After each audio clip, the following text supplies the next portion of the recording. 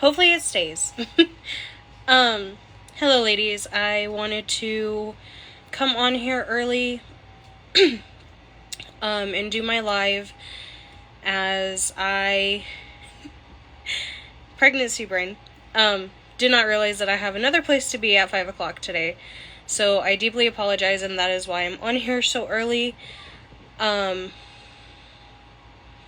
see someone is watching, but I do not see anything else, so I might pull up. Oh, okay, I see. I'm gonna go ahead and pull up my live on Facebook. Oh, okay. Hi, Faith. Never mind then. I was going to pull up my live and see if I just couldn't see the comments or anything. Hello, Heather. So today we are going to be talking about animal spirits, and how we can connect with them in our path. I'm gonna give a couple of, animals, what they represent, how you, like if you work with them, the things that you can incorporate with them, and stuff like that. So hello everybody. So let's get into it. So animals and their spirits have a long history and connection to the practice of magic. No ma'am, Christy. It was supposed to start at 5, but because I have somewhere I have to be at 5 o'clock, I'm going to go ahead and start it early. I do apologize, but it was for 5 o'clock, CST, which is my time.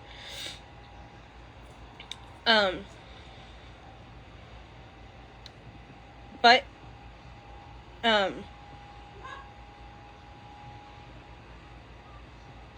you're perfectly fine, Lindsay. You too, sweetheart. Sorry, ladies, I got a bit off track. But animal spirits have a long history of connection to the practice of magic and witchcraft.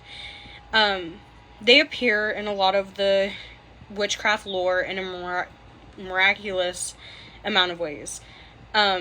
Sometimes they are often depicted as a witch's familiar. I do have a video that kind of corresponds with this if you want to go watch it. There is that. Hi Kathy, how are you, love?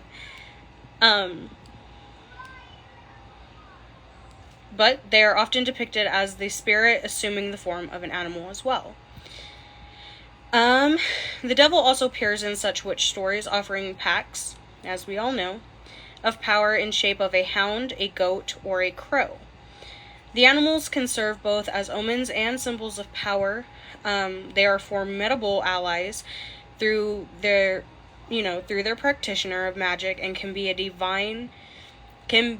better divine the future, and hone their own primal energy. Practitioners of magic often forge special relationships with the animal realm, whether the animals they work with are physical beings, spiritual presences, or representations of both. Normally, our affinity with animals in our homes and in nature can be a big part of our magical and spiritual identities. But how can we utilize to empower them into our magical crafts? A way that we can do this relies on big spirit energy and working with it. Other relationships we may develop as practitioners are two-way relationships normally that occur between a practitioner and the animal spirit itself, either the collective spirit or the individual spirit. So essentially you can work with them in groups, or you can work with them one-on-one. Me personally, I prefer one-on-one, as it helps kind of bond with that spirit a bit more than working with them as a collective group, if that makes sense. Hi, Marina.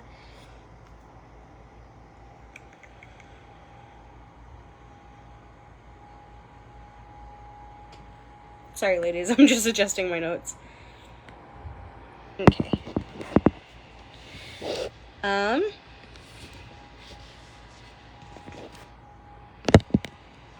In these cases, the animal connections between practitioner and animal spirit can be quite similar in the ongoing personal nature of the relationships, and they can fulfill very different roles with a magical practice. An animal ally is a type of animal with which the practitioner has developed a spiritual connection or relationship.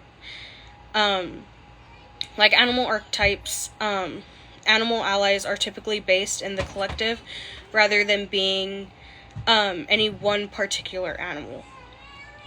The spirit connected with them is often the collective spirit of the animal and all of the associated lore and belief that goes with it. I'm glad you finally caught me, love. These relationships can be powerful tools for, the practitioners. When the spirit of the animal ally is called on during spell work and ritual, they can also lead their energy into the magic, helping to give the working more direction or a stronger type of symbolism or even specific results if you ask for it. They can also appear as messengers or indications of certain energies that are moving through the practitioner's life. Sorry, ladies, you're gonna see me move my phone a lot. I'm so sorry. Lending their aid and insight to the practitioner as they navigate both spiritual and personal decisions. Similarly, our animal spirits, or spirit guides sometimes, can come in the form of animals. Unlike the animal archetypes of our animal allies, however, these spirits may be specific rather than collective. A brown hare, for example, or a brown rabbit, may merely be the symbol of a brown rabbit.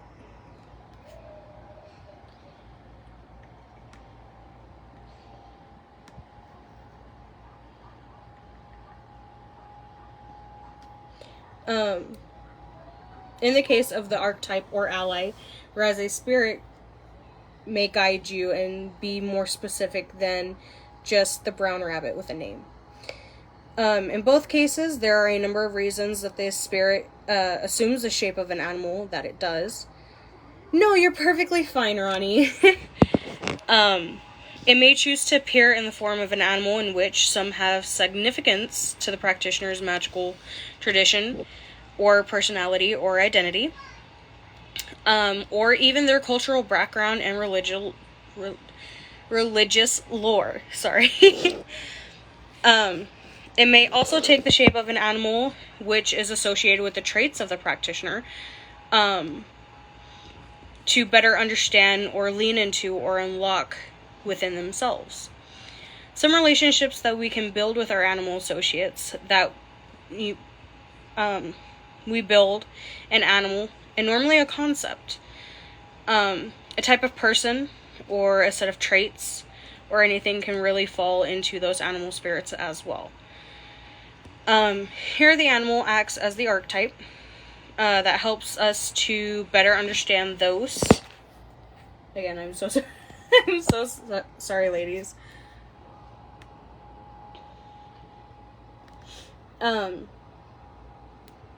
Here the animal acts as the archetype that helps us to be better understand with those concepts. The bear, for example, becomes an emblematic of maternal instinct, whereas the wolf may become a symbol of independence and leadership. Elephants, they're one of my favorites, can become a symbol of strength and of family. And we normally view the spirit of the wolf or bear as being as the collective spirit of all wolves or even all bears. These animal spirits function as archetypes through which we can filter and amplify parts of our human selves. But working with the animal spirits, not only everything, that we just talked about, but is also a type of synthetic magic.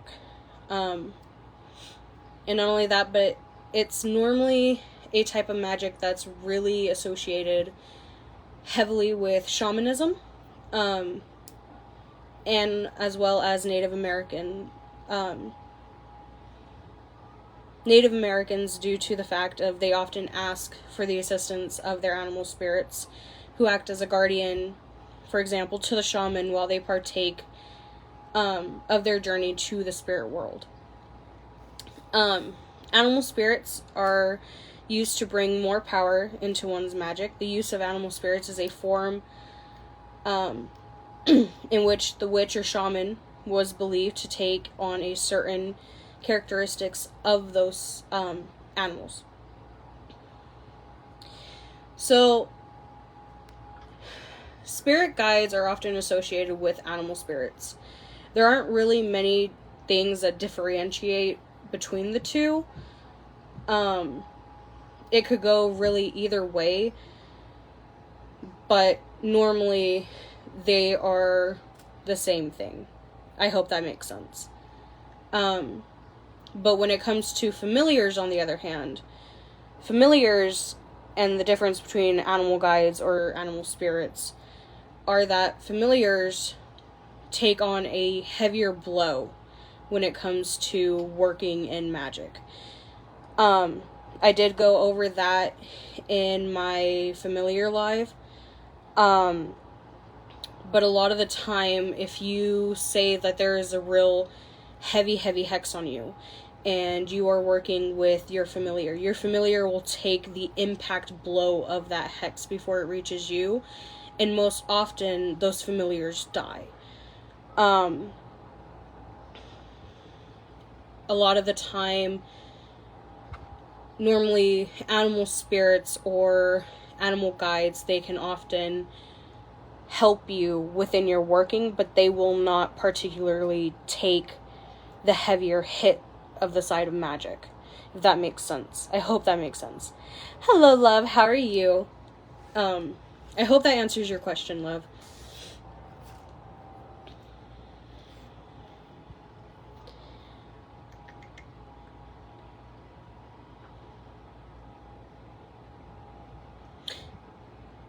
Okay, now that I've found where I was. The witch or shaman was believed to take on the certain desired characteristics of their animal spirits. These characteristics, my bad, were made the magic that was practiced more powerful and more meaningful. For Native Americans, witches, and other shamans, often use a variety of animal spirits in their practice. For example, to visit the spirit world a lot more often.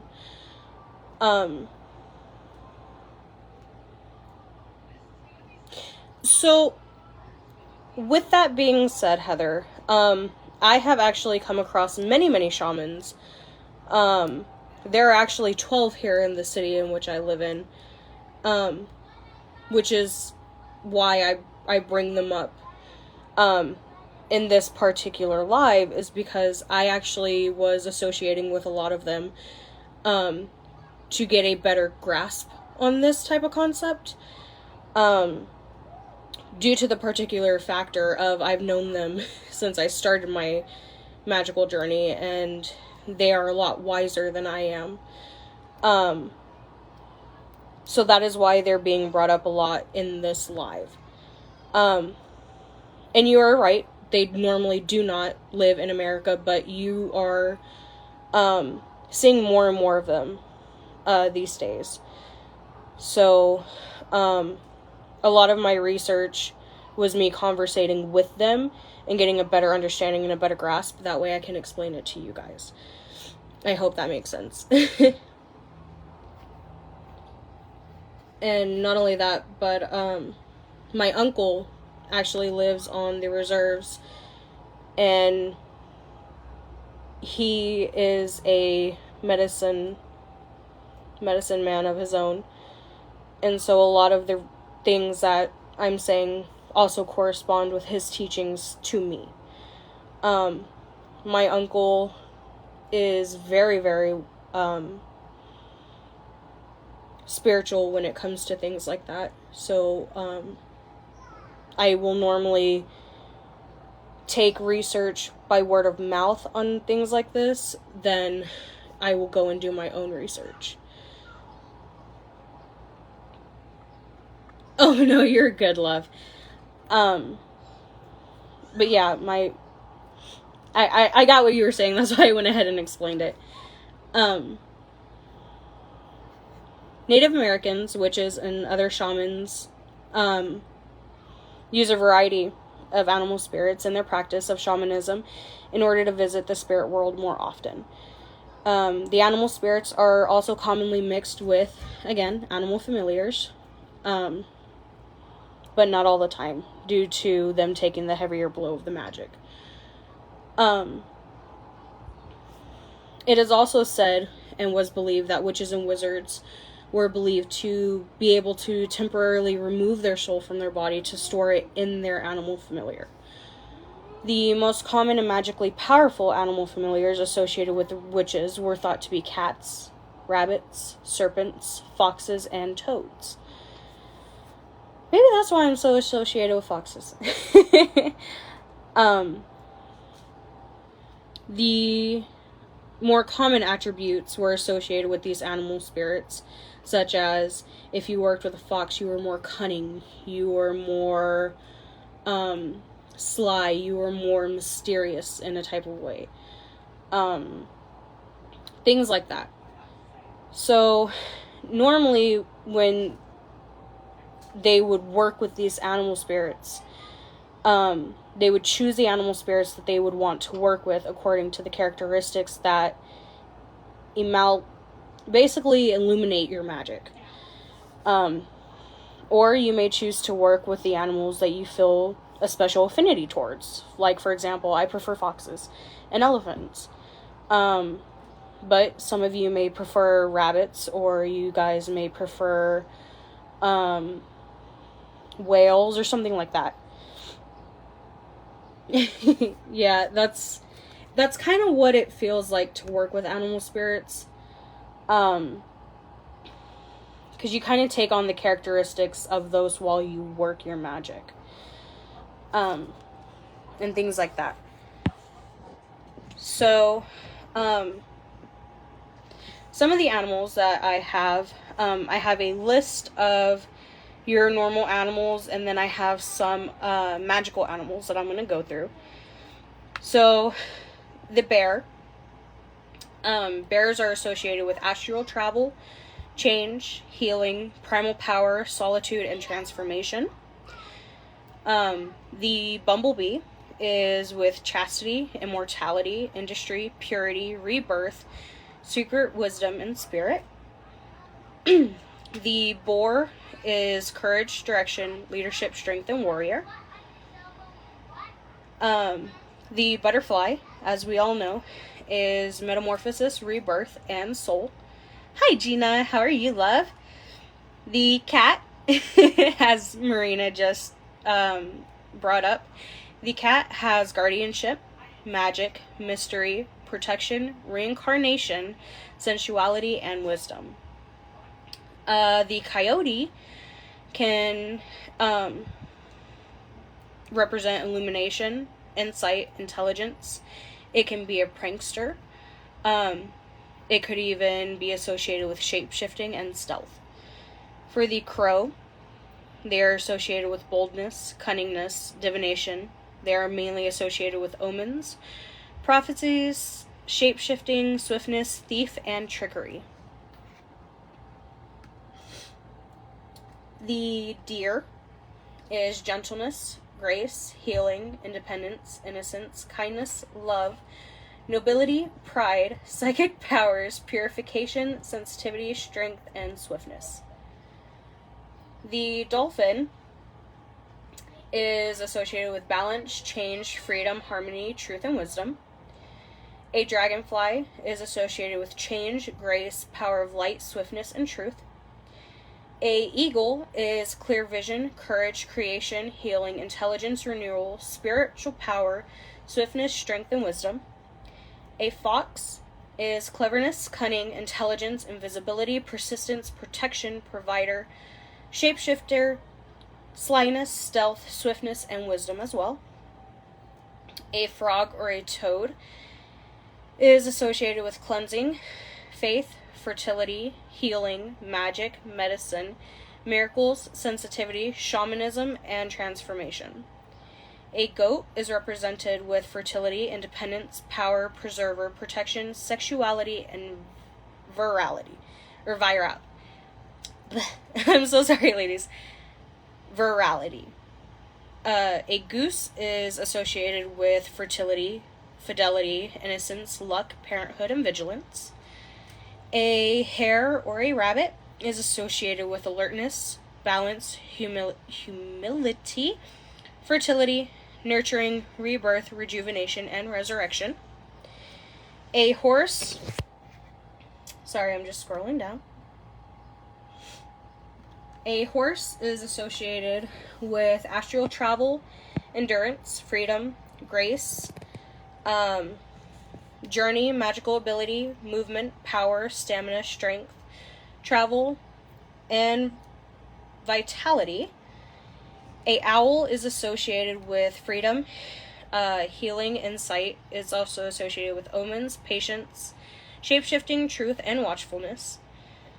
A raven is associated with creation, healing, initiation, magic, protection, shape-shifting, teacher, trickster, and wisdom. A salmon, I say salmon, but I know a lot of people say salmon, is associated with abundance, fertility, psychic ability, and secret wisdom. A scorpion is associated with attacking from the rear, death and rebirth, and transmutation of poison. A shark is defensive ability. It is a guardian, it's a protector, a savior, and a shapeshifter. A snake is healing, immortality, initiation, rebirth, resurrection, transformation, and wisdom. A swan is balance, beauty, dreams, empathy, grace, innocence, intuition, longevity, love, music, mystic, and the sensitive soul. The turtle is associated with longevity, navigation, wisdom. A whale is a psychic, record keeper, and telepathic. A wolf is cunning, guardianship, initiation, learning, loyalty, preservance, ritual, stability, and teaching. And onto the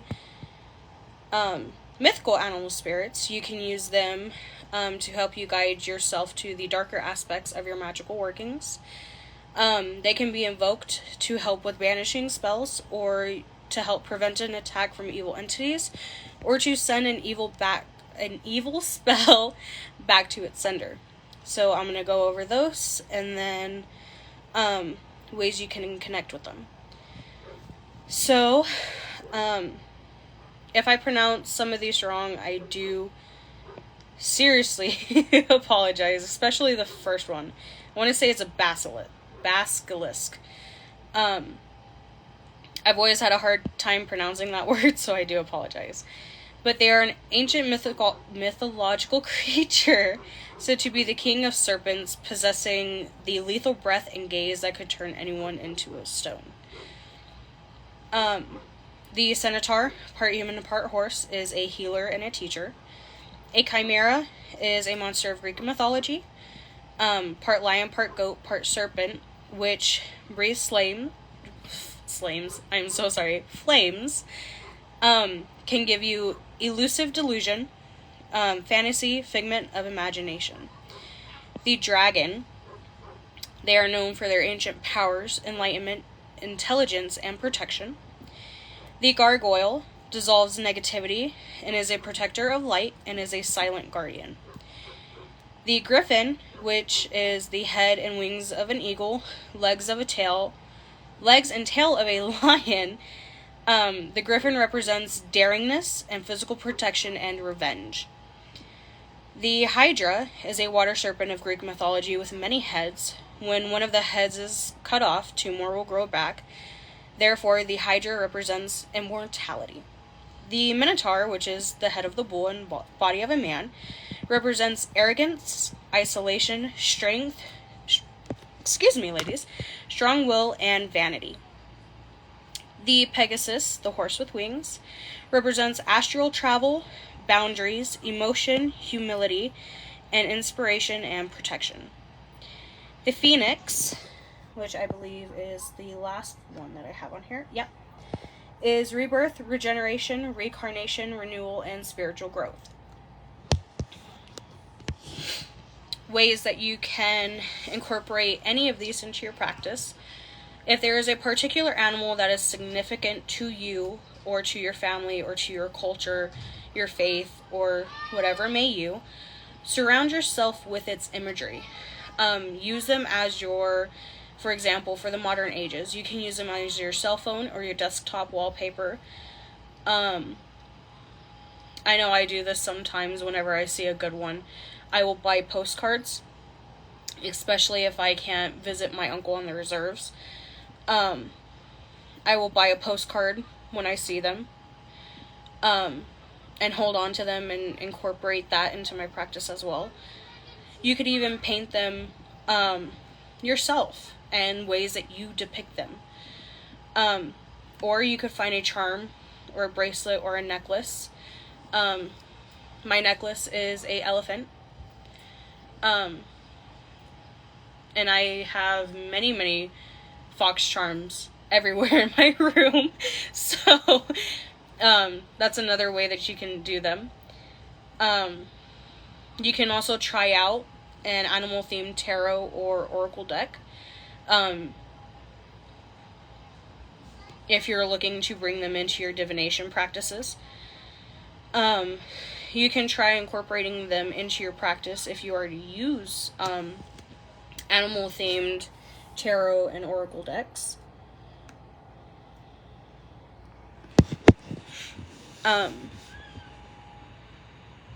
Because there's many out there, and I hope to get like 2 or 3 of them coming up soon. I do apologize for the crying in the background. My little sister just woke up from a nap and she is not having it. As you read the cards, pay attention to which card seems to turn up a lot of significators, or signs, or even personal guides that you may connect with. Make space for your animals on your altars and shrines. Some of the most common advice that practitioners of magic give to other practitioners looking out to reach out to these spirits is definitely make time and space for them on your shrines or altars, or even make them your own. This can be a very effective way to reach out and connect with those certain spirits, as it encourages us to reflect on and get to know the spirits that we are trying to bond with. For me, I know I work with the kitsune a lot of the time, so definitely you could also revisit the folklore or fairy tales or religious imagery associated with them, but pay attention to the animal element of it. For many practitioners, it is helpful to incorporate elements of our background into our magical paths, whether it's the use of folklore, ancestral folk customs, or even learning into the religious beliefs, or integrating elements of the fairy tale magic we grew up with into the magic we weave today. This practice can be extremely helpful to practitioners who might have trouble identifying with some of the more sterilized textbook variations of magical tradition. Like for me, I have dyslexia, so it takes me quite some time for my brain to really process what I'm reading. So if I have like an image or something to go with it, it helps. I know that helps a lot of people as well. The sources of inspiration can also be a great place to start with understanding your animal spirits and guides, because they help us understand why we interpret certain animals the way we do better than understanding the stories that help shape the view of them. And that's pretty much all I have for you lovely ladies. Again, I do apologize for starting so early, thanks to my brain not working properly. I have been everywhere and anywhere, and I completely forgot that I had somewhere to be. But does anybody have any questions before I hop off?